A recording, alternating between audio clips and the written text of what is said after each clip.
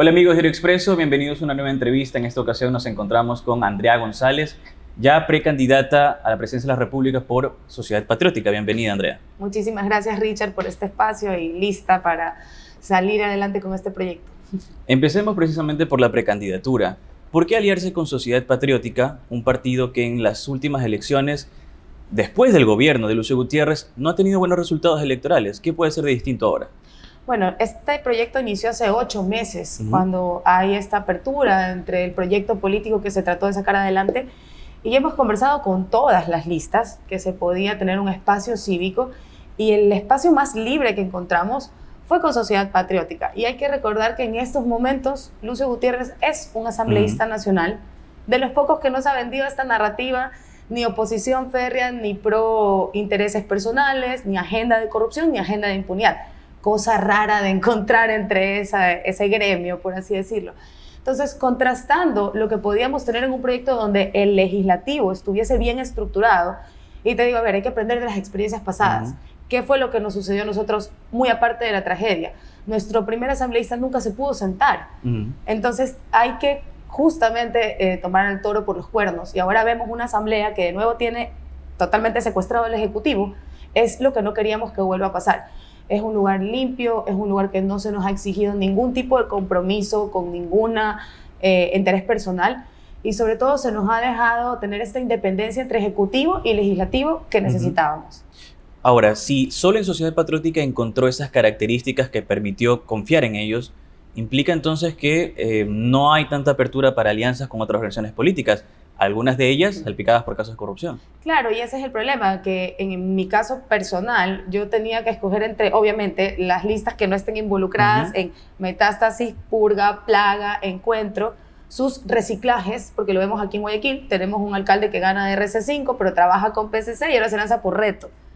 ¿Qué clase de bandera es esa? Digo, la comida, ¿no? Es complejo determinar para aquellos que están ajenos a la política cuánto de los partidos políticos realmente no queda en un lugar donde nosotros podamos trabajar en paz. Y ojo, viniendo también de un trabajo con quien fue Fernando Villavicencio, también había que buscar un partido que no hubiese sido denunciado por él en algún momento, cosa que fue difícil de encontrar. Entonces, realmente esta decisión la tomamos con toda la cabeza, con toda la expectativa y el espacio cívico que se da, y es una decisión de la que cada día me enorgullezco más por cómo estamos construyendo este espacio en esa libertad que buscábamos y con esta lucha férrea anticorrupción desde Ejecutivo y Legislativo. No habrá alianzas.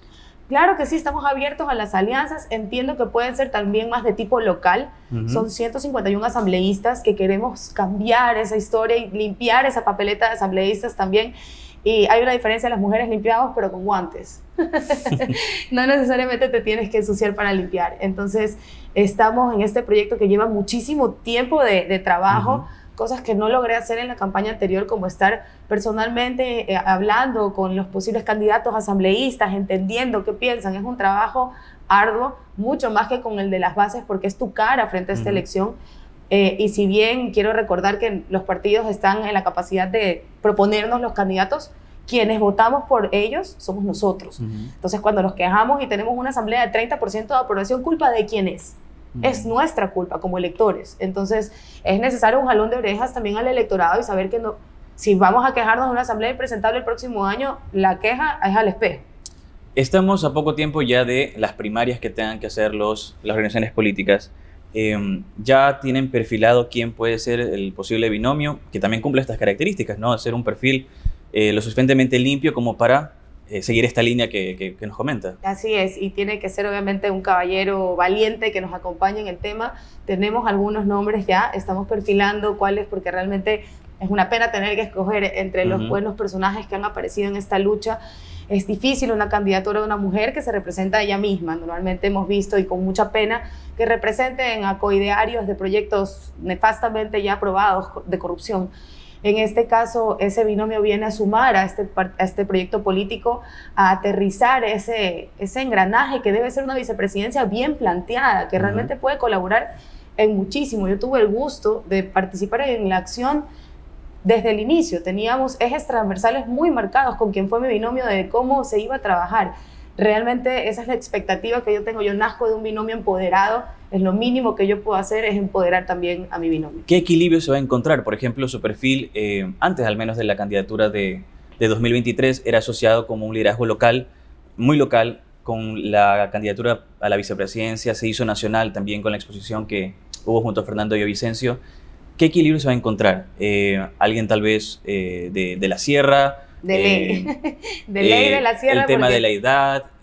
Mira, la edad no tener antecedentes políticos. Totalmente. O sea, no antecedentes políticos, pero no antecedentes políticos ni penales, porque ahora vienen juntas esas dos. Estamos buscando a alguien 100% honesto. No es difícil de encontrar entre aquellos ajenos a la política, pero alguien con experiencia en política también, porque, como decimos acá, el chancho lo capan una sola vez. Entonces necesitamos llegar con fuerza. No podemos permitir que vuelva a pasar lo que sucedió el año pasado, no solamente en la tragedia, sino en el proceso que se lidió después desde el CNE, cómo continuaron dándole palo a este proyecto político después de la peor tragedia, no nos dejaron ni siquiera ir al debate. Esta vez nos estamos preparando de tal manera de que nuestro binomio también sea alguien con quien nos podamos aplomar y sea sobre todo alguien que pueda traer un poco de equilibrio a esta candidatura que tiene experiencia y juventud, pero que sobre todo viene llena de ideas que pueden trabajar en territorio, porque este país es muy diverso y las soluciones deben ser tan diversas como sus etnias. ¿Qué rol va a tener Lucio Gutiérrez en este nuevo periodo? ¿Tal vez va a apuntar a otro periodo en la Asamblea? Bueno, Lucio en estos momentos es asambleísta nacional y en el momento que pasó la ruptura de la bancada y se declararon independientes algunos asambleístas, él fue quien lideró un poco estos proyectos anticorrupción, como por ejemplo no tener asambleístas con grilletes y glosas, cadena perpetua para asesinos, violadores, corruptos en la política. Va totalmente de la mano, es congruente. Esto ya ha venido gestándose. Mucha gente desconoce que la primera opción el año pasado para lanzarnos junto con Fernando Villavicencio fue Sociedad Patriótica y luego se decidió Construye. Nada de esto es sorprendente para quienes hemos venido alzando este proyecto político. El rol de él es clarísimo. Él va a ser el primero de la bancada que va a liderar una bancada que ya no sea un grupo de ingobernables. Va a ir a la asamblea. Por supuesto, él va de primer asambleísta y va a liderar una bancada que ya no sea ni una tarea de impresentables, como decía quien fue mi binomio el año pasado, ni una tarea de ingobernables, como vemos que ahora se secuestran según las narrativas que necesitan, ¿no? El preso de turno tiene la narrativa de toda la bancada de mayoría. Esto también creo que corresponde a una apertura del electorado, de sus ojos, donde se da cuenta que los casos de corrupción que se venían denunciando no eran una etiqueta personalizada, sino una realidad que donde no aceptamos, no vamos a cambiar absolutamente nada, porque no podemos ser víctimas de una historia que nosotros mismos estamos escribiendo. Entonces, el jalón de orejas es para izquierda, derecha, electores, academia, que necesita estar mucho más presente en la política del país. O sea, política tiene que dejar de ser una mala palabra, sino entonces ¿de qué nos quejamos? Es necesario que ahora que se vienen las elecciones, sepamos que quienes van a la asamblea son un pilar importantísimo de la verdadera representación que debería tener cada uno de nuestras provincias. Somos los de la idea de que los legisladores provinciales deberían pasar más tiempo en sus localidades y menos tiempo en Quito, porque se desconectan de las realidades que fueron a representar, y también para alejarlos de este pulpo que son, o este cancerbero, como le digo yo, que es un perro de 3 cabezas, con 3 partidos claramente establecidos, que siempre quieren tener el control del Ejecutivo y de la narrativa. Entonces, creo que hemos llegado al punto en el que estamos hartos de eso. Mencionó, para precisar esta última respuesta, de que en un inicio iban a ir por Sociedad Patriótica en las elecciones de 2023, pero luego se decantaron por Construye. ¿Qué sucedió en ese momento y qué cambia ahora que, por ejemplo, accediera a Construye? En ese momento, Sociedad Patriótica junto a Centro Democrático apoyaron a Jan Topic. ¿Qué pasó allí? ¿Tal vez una deliberación del partido entre ambos candidatos? ¿O? Habría que preguntárselo a Fernando. Él fue quien tomó la decisión. Cuando yo entré ya al proyecto, esto ya estaba elegido, pero no soy ajena a las decisiones que se fueron barajando antes. En general fue una sorpresa, la sorpresa que causó ir por Sociedad Patriótica cuando es una línea totalmente coherente, anticorrupción, e incluso que en su momento se posicionó como sostenible, que es algo que venimos a traer a la política. Queremos posicionarnos como el primer partido verde, vamos poco a poco, pero es de la mano, incluso con la sostenibilidad, uno de los pocos que ha hablado sobre el tema. Entonces, creo que la sorpresa también respondió a ese pateo del tablero electoral que la verdad esperábamos, no queríamos patearlo, queríamos abrirlo, pero fue tal la reacción de estos grupos de poder ante la decisión de ya tener una candidatura en firme, que en realidad terminé aplicando la de ladran Sancho, señal de que avanzamos. Ahora, Fernando Villavicencio fue una figura fuerte en las elecciones anticipadas 2023 y la lucha anticorrupción, la lucha con la antiimpunidad fue muy asociada a él en el 2023 y ahora que se escucha a Andrea González hablar también de los mismos conceptos, se asocia directamente a Andrea González quiere retomar, imitar, seguir lo que hizo en su momento Fernando Villavicencio. Incluso la familia Villavicencio y seguidores tal vez más cercanos que no comparten necesariamente con su candidatura han criticado esta alianza con Sociedad Patriótica, señalando que fue un partido que en su momento persiguió a Villavicencio. ¿Qué le responde a estas personas? Yo para la familia de Fernando lo único que puedo desear es justicia y paz. Yo perdí un amigo, pero no me imagino el dolor que deben sentir ellos. Ellos están en el completo derecho de opinar, saben que estas conversaciones con Lucio se venían dando. Fernando dejó claro quién era su principal perseguidor y está en sus libros. Siempre he dicho que para mí el legado de Fernando Villavicencio son sus libros, porque escritos con su puño y letra y con lo que él consideraba que él era el arma más fuerte del mundo, la pluma. Por supuesto que hay que seguir la línea anticorrupción y ahora vemos con los casos de fiscalía que esto no se trataba de una persecución de Fernando a ciertas personas porque les caía bien o mal. Él tenía pedazos de un gran rompecabezas que quería compartir con el resto del país y que todos veamos hacia dónde estaban coludidos y que estos partidos políticos en realidad son GDOs políticos porque representan los intereses de los grupos delincuenciales organizados. No se puede continuar o reconstruir este país con esta corrupción instaurada. Entonces, por supuesto que quien sea que quiera entrar a estas candidaturas va a tener que hablar de los casos de corrupción que efectivamente denunció Fernando Villavicencio y sería asesinarlo de nuevo, no darle crédito por las cosas que él denunció. E incluso vemos como muchos de esos insumos fueron utilizados por Fiscalía para finalmente dar el veredicto de las realidades. Entonces, es impensable creer que en este país vamos a poder construir algo bueno o algo nuevo sobre bases podridas. ¿Qué opinión tiene del informe que realizó la Comisión Legislativa en la Asamblea discutiendo un poco el tema de si era un crimen político o no, si era delincuencia común? Siempre pensé que esa comisión en la Asamblea solamente iba a servir para hacer una plataforma política en su momento y en sus inicios a quienes fueron los principales detractores en vida, Fernando Villavicencio. Y luego para un grupo político que el año pasado recién empieza a participar en algo del proyecto político de él. Creo que cuando se crea una comisión en la Asamblea sirve de distractor para la narrativa que quieran imponer. Y creo que todos en el país opinamos lo mismo, que dentro de sus capacidades claramente no está la de ser investigador ni resolver magnicidios. No sé cuántas capacidades tienen en realidad, porque no les veo ninguna a la gran mayoría. Entonces, con la poca credibilidad que tienen, es casi irónico que aquellos que fueron o sus principales denunciados o sus principales enemigos ahora creen una comisión en la Asamblea para tratar de investigar la verdad.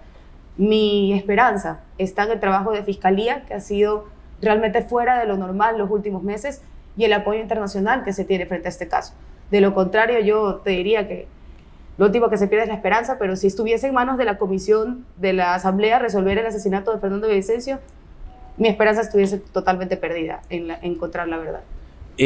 Por otra parte, precisamente en el caso judicial, se habla mucho de que nos hemos centrado en los autores materiales del delito, más no en los autores intelectuales, que incluso es una queja que cada vez se hace más fuerte por parte de la familia de Fernando Villavicencio. Usted como amiga y como ex binomio de Villavicencio, ¿qué expectativas tiene respecto al caso judicial y que apunte hacia los autores intelectuales? He tratado de ser muy enfática en decir que no quiero sesgar la investigación, pero en la última audiencia salen cosas que realmente nos llaman mucho la atención por las incongruencias. Quiero dejar claro que no creo que haya sido parte de las responsabilidades, pero sí era el deber de ese gobierno proteger a estos testigos que fueron asesinados en la cárcel. Eso nos deja sin piso para el resto de la investigación y por supuesto que más importante es saber quién es el autor intelectual del asesinato de Fernando Villavicencio. Los autores materiales creo que están claros, los pocos que quedan, pero hay demasiadas preguntas que resolver.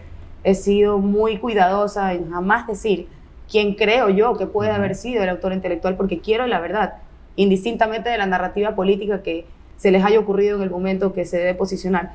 Y me mantengo ahí firme y sigo esperando que el enfoque de esta investigación sea el autor intelectual de Fernando y sobre todo las causas por las cuales esa persona necesitaba silenciarlo días antes del debate presidencial. Pero ¿cree que hay el riesgo latente de que quede esa pregunta al aire, como en el caso de Fausto Valdivieso, como en el caso de Gabela? Siempre hay ese fantasma, ¿no? Siempre hay ese fantasma en una justicia totalmente tomada por estas pseudoizquierdas, pseudoderechas que en realidad trabajan, son GDOs políticos, repito, con demostrados casos de colusión con estos, utilizando los mismos abogados que los grandes narcotraficantes. Entonces, por supuesto que ese fantasma siempre queda. Considero yo que Metástasis y Purga son la punta del iceberg, pero debajo de eso hay toda una montaña que descubrir sobre personas que siguen trabajando para los intereses ajenos a la justicia. Entonces ese fantasma siempre está. Te repito, mi esperanza está también en el trabajo internacional y, ojo, en la presión internacional que hay sobre esto, porque hay que destacar que no solamente asesinaron a un candidato presidencial, sino a un periodista reconocido a nivel internacional.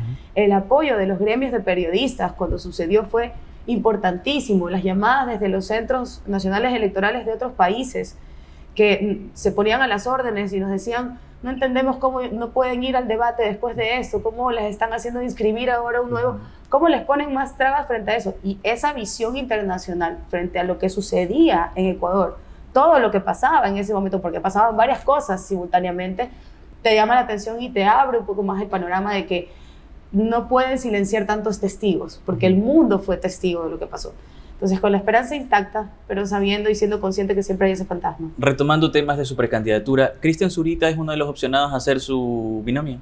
Cristian es un amigo querido. Yo creo que el trabajo periodístico de él es importantísimo, es central, es neurálgico para continuar con la lucha de la corrupción, y siempre estoy leyendo sus reportajes y sus investigaciones para alimentar todo lo que se puede. Él es una inspiración para mí, pero no hemos conversado para candidatura de binomio. Para 2025, ¿cuál va a ser la bandera de lucha? Algo lo hemos tocado de la lucha anticorrupción, la impunidad, pero ¿cuál será la bandera de lucha que los ciudadanos podrán ver de Andrea González junto a Sociedad Patriótica? Para hacerlo resumido y corto, y así es como se gesta este movimiento civil que venimos manejando desde hace 8 meses: justicia, desarrollo sostenible y libertad. ¿Por qué? Porque la justicia te habla de limpiar absolutamente todo el tema de la corrupción, justicia en todos los planos, no solamente el sector judicial de los 3 poderes, sino que haya justicia en un legislativo repleto de impresentables, con glosas y grilletes, que haya justicia en un ejecutivo que debe velar por los intereses del país y no que se maneje realmente como que fuese una empresa que alimentar, cuando el centro y el enfoque de un gobierno debe ser su gente. Si no tenemos seguridad, no tenemos nada. Hablamos de un desarrollo sostenible porque este país quiere hacer 4 y 5 agendas al mismo tiempo, muchas de ellas incompatibles. Y si hay algo que nos gusta a los ecuatorianos es no ponernos de acuerdo. Entonces necesitamos un desarrollo enfocado a este sector que genera empleo, que sigue manteniendo y subiendo el precio de sus productos premium y que siempre ha sido olvidado, gobierno tras gobierno, prefectura tras prefectura. El sector agrícola. El sector agrícola pesquero es donde está realmente el oro de este país. No estamos planteando una candidatura antiminera, pero la lucha contra la minería ilegal es férrea, es urgente, y hay que tomar los ejemplos que hemos tenido en otros países de cómo se maneja mejor el tema de la minería ilegal. Se está llevando en peso el país, está asesinando a nuestra gente y está llenando de bolsillos a los GDOs que vienen a matar a nuestros hijos. Todo mal. Para resumirlo, con ese tema hay que realmente tener muy poca tolerancia a lo que está pasando con la minería ilegal y darle a los mineros legales su espacio, porque eso tampoco gesta los recursos que tiene que gestar. Y finalmente, libertad. La libertad, que es lo que nos inspiró a armar este proyecto, que es lo que siempre buscamos con quien fue mi binomio. Y para tener libertad necesitas justicia y necesitas desarrollo. Entonces nosotros nos proponemos como este proyecto sostenible. ¿Por qué? Porque Ecuador, su inseguridad es insostenible, su economía es insostenible, su ambiente está en un punto en el que se puede convertir en insostenible para siempre, y el costo en salud de tener que pagar enfermedades graves por la gente expuesta a la contaminación sale carísimo, si no lo quieren ver por último con corazón de madre. Entonces sigo convencida que este país es un paraíso, que hemos dejado que se transforme en un infierno, y limpiar la papeleta electoral es uno de los primeros pasos para poder lograr esa realidad. ¿Teme que en la campaña la ubiquen bajo la sombra del recuerdo de Fernando Villavicencio? Creo que es impensable que suceda eso, indistintamente de que hemos sido enfáticos en decir que yo me represento a mí misma. Esta es la diferencia entre otras candidaturas de mujeres que han tenido que representar a los líderes de sus listas o vienen a suavizar al candidato, o por la paridad de género me tocó buscar a alguien de la sierra. Realmente sería de ilusos pensar que puede haber una desconexión en algo que fue tan reciente. Pero hemos sido claros que esta candidatura representa los ideales y las propuestas que hemos levantado en territorio muchas personas, representadas por Andrea González. Entonces, hemos sido de los más sensibles con el tema, pero creo yo que cualquier mártir deja una huella que es para que absolutamente todos interioricemos esa lucha anticorrupción, porque la corrupción comienza en casa, comienza en tu prefectura, en tu alcaldía, y esto se va exportando a Quito, entonces terminas repletando la asamblea de corruptos, y luego el ejecutivo, y entonces el judicial. Entonces todos somos responsables, y qué caro nos sale tener a una sola persona sosteniendo el bien y el mal.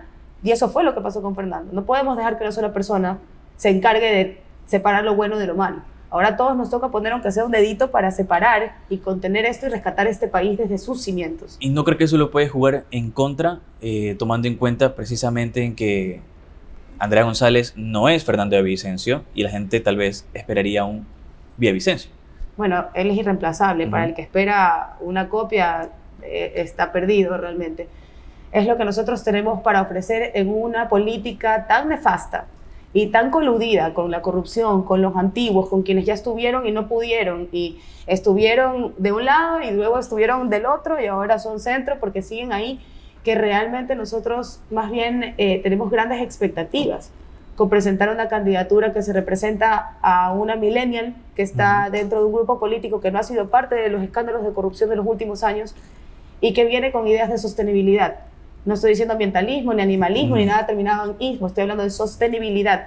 Hablo de aquellos ingenieros profesionales que vinieron advirtiendo desde hace 20 años que ahí no se debía construir Coca-Cola, Sinclair ni el oleoducto. Hablamos de personas que no han sido escuchadas por sus datos y la ciencia que tienen para tomar las correctas decisiones en este país. Y por culpa de esto estamos pagando los platos rotos 15 años después, 10 años después de las decisiones que fueron tomadas a dedo, como la refinería del Pacífico. Entonces, es necesario que la ciencia entre a la política de este país también para apaciguar y dejar sin piso estas narrativas construidas a dedo a un electorado que ahora está dispuesto a recibir información, donde la apertura, la inteligencia artificial y las redes nos conectan de tal manera que ya no necesito solamente venderte la novela de la semana, sino que tal vez te puedo dar un dato que te cambie la manera en la que tú participas conmigo como gobierno. Lo que pasa es que el populismo te quiere mantener ignorante todo el tiempo y lo último que quiere es que tú sepas cuánto queda, cuánto hay y cuánto están gastando. Hablamos de romper ese esquema donde nosotros le proponemos a la ciudadanía una solución mágica con una varita mágica que no existe, sino la total liberación de información. Estamos en la era de la información y es un electorado que quiere eso, quiere números, quiere datos, quiere que te aplomes con la ciencia que se necesita para tomar esas decisiones. Entonces creo que es el momento mundial en el que también extremas izquierdas y derechas están pataleando y esto se siente en esta convulsión mundial que estamos viviendo. Es el momento para realizar propuestas más pragmáticas. Estimada Andrea, mencionó su característica de la juventud. Actualmente tenemos un presidente que, además de destacar su característica de ser joven, en el camino se fue viendo como un defecto, se lo ha asociado con inexperiencia por todo lo que ha sucedido en estos pocos meses de gobierno. ¿Qué diferenciaría a Andrea González, candidata joven, con Daniel Noboa, un presidente joven que en la práctica ha sido muy criticado por sus acciones? ¿Cree que lo que ha pasado con Daniel Noboa sería algo que le podría pasar a un mandatario joven que llegue a Carondelet? Hay coincidencias y hay diferencias, y no voy a decir no los compares, disfrútalos, no, compáralos porque está bien, la comparación es parte de llegar a una conclusión. Él se lanza por una lista polémica, la 4 y la 35, vemos que eso realmente no le afecta. Nosotros el año pasado salimos con una candidatura polémica, fue polémico que Fernando Villavicencio se lance por la lista de María Paula Romo, todos sabemos las razones de por qué. Ambos sobrevivimos a esa primera reacción, ¿no? En el caso de él, y hay que decirlo, y lo dijo él mismo en su última entrevista, él tal vez era un proyecto político muy poco probable que suceda.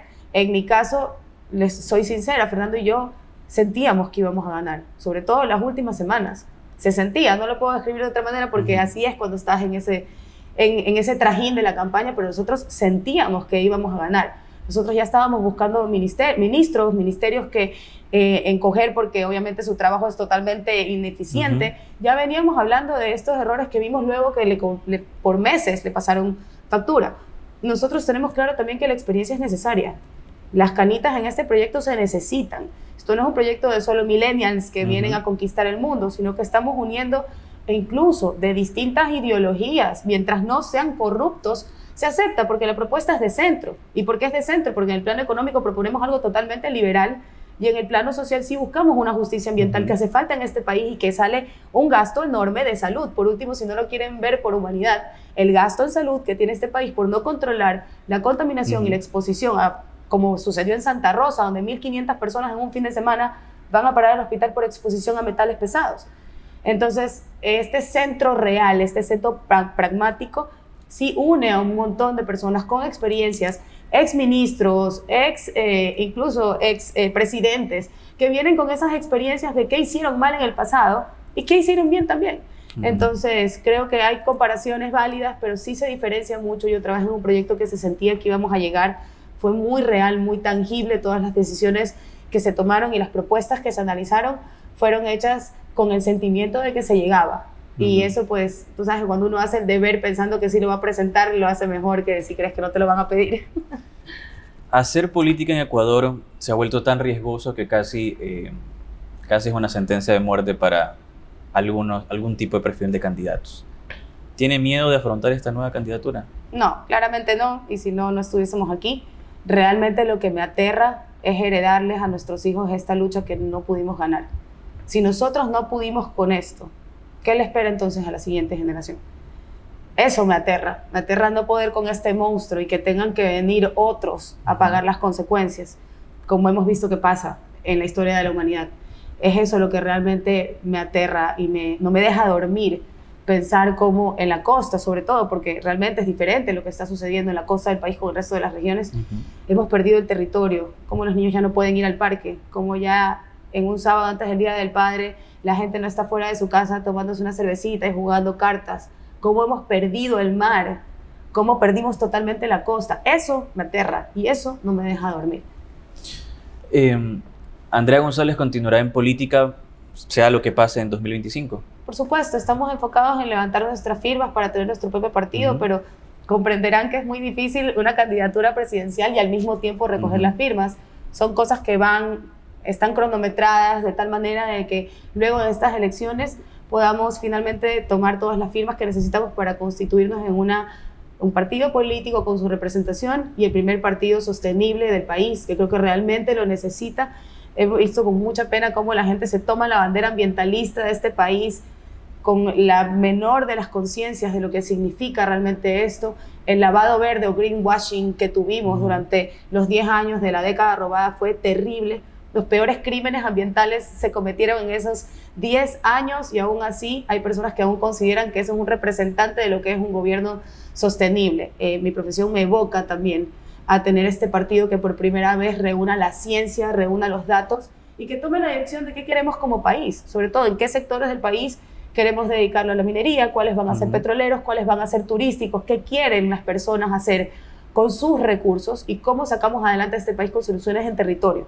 Aquí no hay una varita mágica que les sirva a todos porque somos un país tan diverso que entre regiones mismos las soluciones no funcionan igual.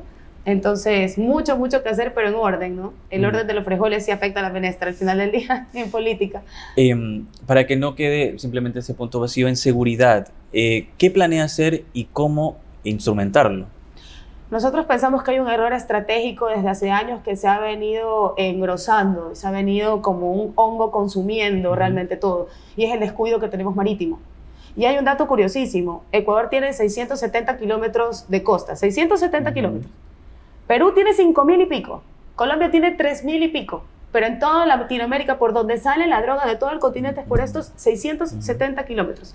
Haber sacado la base de Manta no nos sumó ningún tipo de soberanía. Lo que hizo fue dejar el mar totalmente desprotegido para que ahora tengamos submarinos en Esmeraldas.